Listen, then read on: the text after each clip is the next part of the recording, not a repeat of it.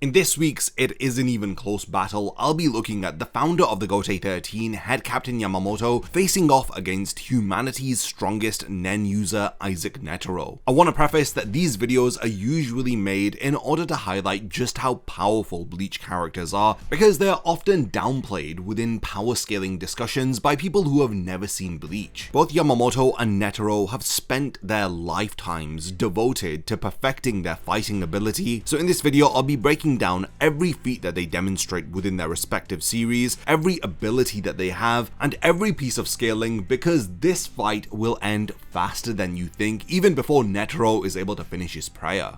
Let's establish the rules of the fight first. So both combatants will be fighting in a neutral battlefield, like a massive wasteland with zero civilians or collateral damage to worry about. Both characters have no prep time, they don't know anything about each other, they are just two old guys meeting for the first time ready to throw it down. The version of Yamamoto that we'll be using will be from the 1000-Year Blood War arc, where he's missing his left arm but he has full access to both his Shikai and Bankai. This is the very same Yamamoto who's about to destroy the entire Vandenreich invasion force before Yhwach had to personally step in. For Isaac Netero, we're taking him right before the palace invasion. He is fully meditated, his zero hand is charged up, and he's at the absolute peak of what we see within Hunter x Hunter. Both fighters get their standard equipment. Yamamoto has Ryujin Jaka, Netero has his heart shirt and that rose bomb implanted in his chest. Victory conditions are simple here. You win by complete incapacitation, death, or when one fighter can no longer continue. And yes, before anyone else asks, Netero's nuke counts as a part of his arsenal since it's literally embedded within his body. Let's get a basic overview of each of the characters, beginning with Yamamoto. Now, he isn't just some ordinary old captain of the Gotei 13,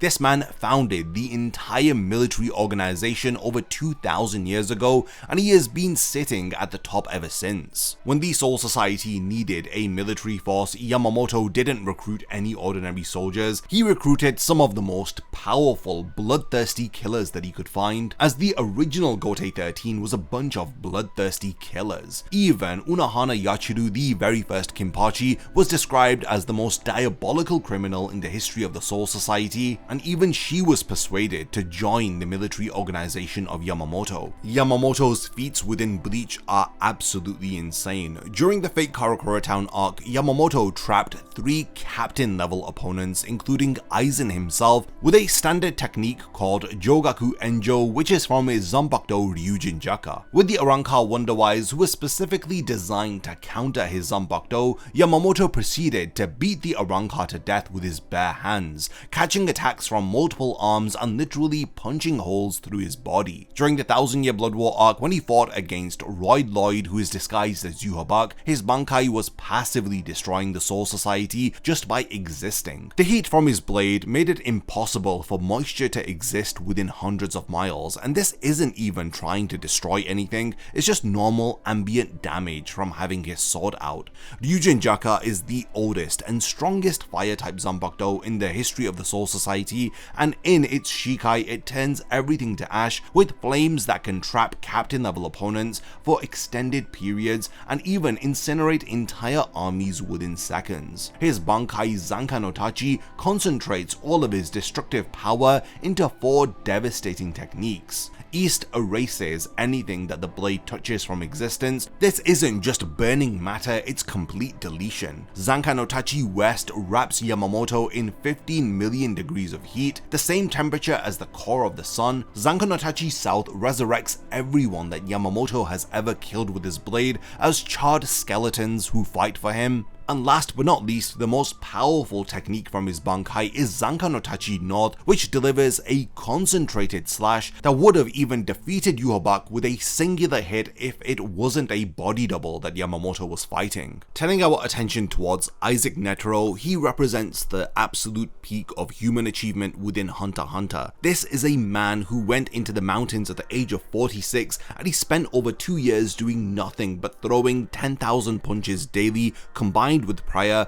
eventually he got so fast that he could complete the entire routine within under an hour. By the time that he came down from the mountain, his punches had surpassed the speed of sound, and when the Grandmaster of the Shingen-ryu dojo witnessed a single punch, he immediately offered his position to Netero. Netero displays some of his insane feats during the Chimera Ant arc, and during the Ant invasion, he was considered to be humanity's strongest. He had slapped Neferpito, a royal guard who could have soloed most of the Hunter Association, and sent Neferpito flying beyond the horizon. The entire sequence from Pito's jump to Netero's strike lasted less than 0.1 seconds. During his fight with Meruem, he launched well over 1,000 attacks in under a minute at his peak speed, and each strike was precisely calculated in order to counter the king's movements. Even when Meruem used his supernatural genius gained from Gungi to predict patterns,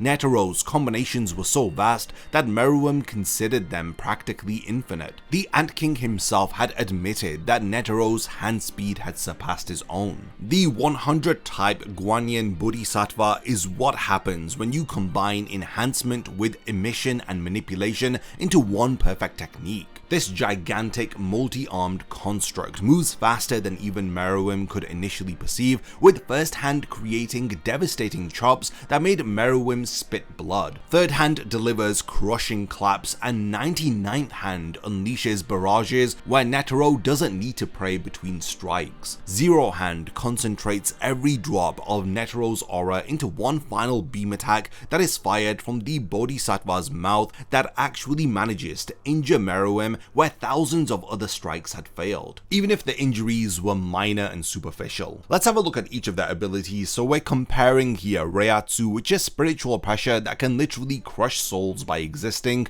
to Nen, which requires conscious manipulation and has actual limitations. Yamamoto's spiritual pressure alone was enough to make lieutenant level Shinigami struggle to just stay conscious. When he released his Shikai against Shunsui and Ukitake, Hisagi felt it from outside of the Serete. Meanwhile, Netero's aura, while it was impressive for his universe, caps out at what Hunter x Hunter considers to be impressive, which is city level destruction with Zero Hand. Yamamoto's moveset literally includes reality warping flames that exist at impossible temperatures, as well as abilities that can erase matter from existence, bypassing conventional durability, and abilities that allow Yamamoto to resurrect an army of everyone that he's killed over a millennium ago. On the other side, we have Netero, who has really fast statue hands that require prior motions. The versatility gap here is actually laughable. While Netero needs to complete his prior before each attack pattern,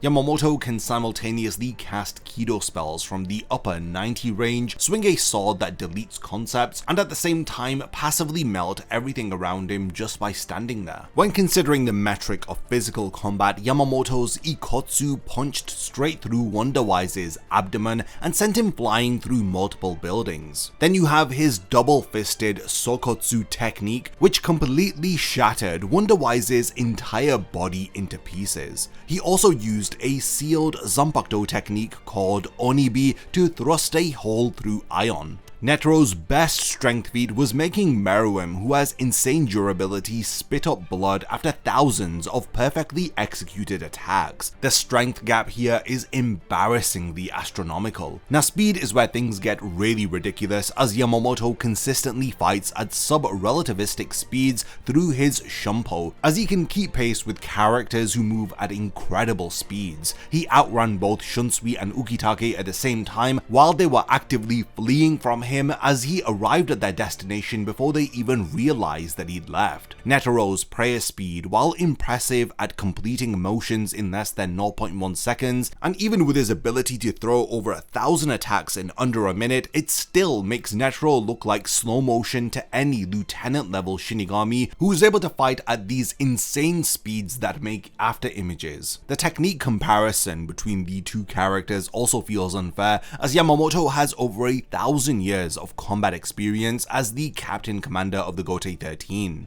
and he had personally trained legendary captains like Ukitake and Shunsui. He's mastered all 4 Shinigami combat arts too, like Zanjutsu, Hakuda, Hoho, and Kido to the highest level. Netero had spent decades perfecting one technique after his mountain training, and his entire fighting style revolves around the Guanyin Bodhisattva variations that, while incredibly refined, are still just different ways of striking an opponent. When we consider the intelligence and strategy of both of them, Yamamoto's tactical mind has been refined after leading the Gotei 13 for over a millennium. He led the organization to create the fake Karakura town specifically to allow his forces to fight at full power without destroying the real city, and he set up a trap using Ennetsu Jigoku that would have killed Aizen if not for Wonderwise, and he systematically demonstrated each aspect of his Bankai's 4 directions against Royd Lloyd, and while his strategies are effective, they usually come in direct conflict with his opponent's contingencies,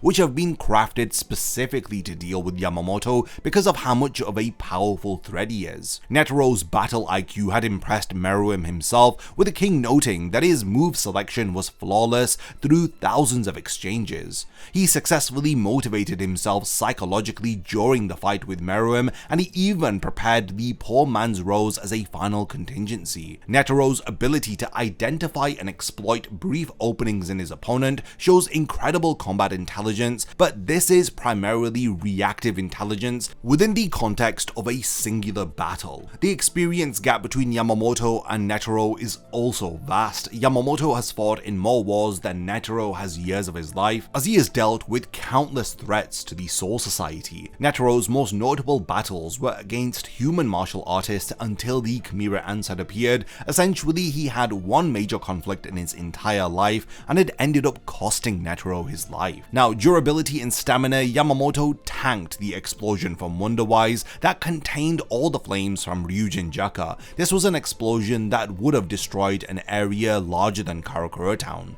He survived his own Ito Kaso, a forbidden Kido that sacrifices the user's body, and then after he was cut in half by Yuha Bark, he still had enough strength to grab Yuha's cloak. Compared to Netero, Killua nearly broke his leg trying to kick base Netero. Now, Yamamoto's physical durability far exceeds this. Netero took hits from Meruem that created craters and kept fighting after losing his left arm and his right leg. For Hunter x Hunter, this is incredible durability, but for Bleach, this is an ordinary Tuesday. The durability scaling between Hunter x Hunter and Bleach is so different that attacks Netero considers devastating would barely register to Yamamoto as worth acknowledging. Stamina-wise, Yamamoto can maintain Bankai that passively outputs sun levels of temperature while fighting at full intensity. Even at his advanced age, he was ready to solo the entire Vandenreich invasion force. Netero admitted to Meruem that he was operating at less than half of his prime strength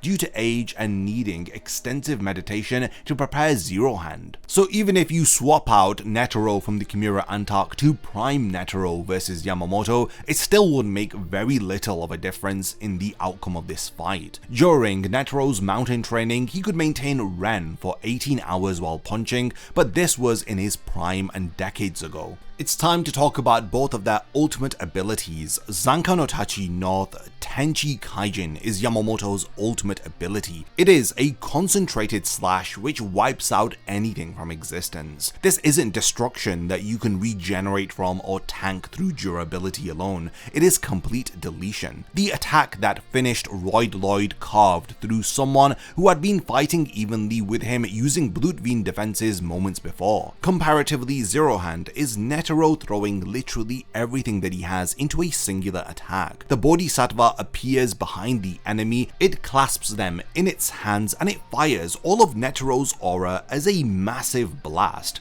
It created visible injuries on Meruem where thousands of other strikes had failed, with Meruem himself calling it brilliant. But this attack completely drained Netero, and it caused rapid aging, and it left him defenseless. Yamamoto would be able to spam techniques stronger stronger than this while maintaining his defensive heat barrier effortlessly. Usually at this point I talk about a clash potential, but honestly with this fight a clash doesn't even exist. Yamamoto's passive heat within his Bankai generates an aura of 15 million degrees that would prevent Netero from getting close enough to even pray. If by the grace of God Netero was somehow able to launch Zero Hand from a close enough range, it would evaporate against Zanko no Tachi West's Sun Core temperature barrier before Yamamoto even noticed that he was being attacked. Meanwhile, any singular technique from Yamamoto's arsenal would end this fight instantly. Now let's have a look at some wild cards if there are any here. Netero's Poor Man Rose is his actual last resort.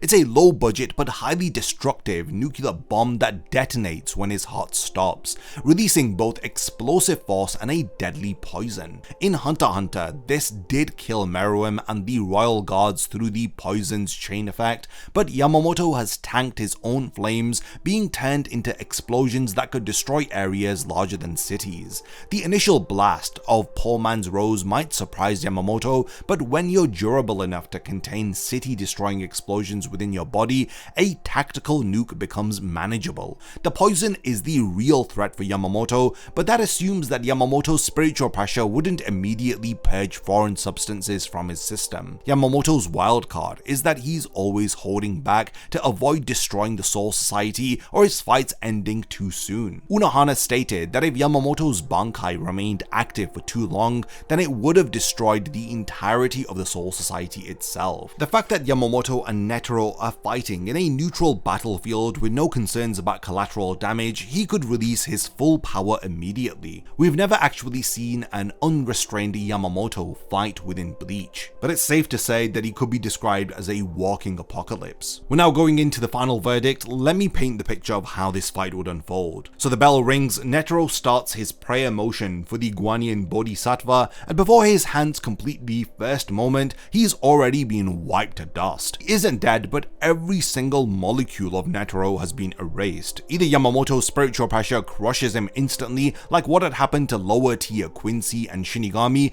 or a casual swing of Ryujin Jaka has reduced him to ash before Netero can even perceive the attack. There is no real scenario where this even is a challenging fight for Yamamoto, and the results from the community poll that I ran on my channel also reflect this, where I had asked who would win in a 1 vs 1 fight. After a few thousand votes, it was clear that Yamamoto is victorious with 96% of the votes, and surprisingly Netero has 4% of votes. I mean, even this is an exaggeration. I don't think that Netero even has a 1% chance of victory against Head Captain Yamamoto. Hopefully this video has helped you to better understand how the universe of Bleach scales against Hunter x Hunter, as we've just compared one of the most powerful characters from Bleach to one of the most powerful characters from Hunter x Hunter. I am well aware of how obvious the outcome of these fights are. It's just fun to break down and analyze just how much Bleach outscales a lot of universes in fiction. Now, I do want to know what other power scaling matchups you want me to analyze and break down next, so leave your suggestions in the comments. Are there any fights within the Bleach universe that didn't happen you want me to scale? Or is there actually a universe from anime and manga or other fiction which could put Bleach characters to the test? Let me know all of your suggestions in the comments, and lastly, thank you for making it to the end of this one, and I cannot wait to see you in my next video. Thank you goes out to all of my amazing Patreon supporters for helping to make this video possible. If you also want to support the channel and see your name in the end of my videos, then check out my Patreon, which has loads of perks like early video access and so much more. Thank you for sticking around till the end of the video, and whatever you contribute will mean a lot to me.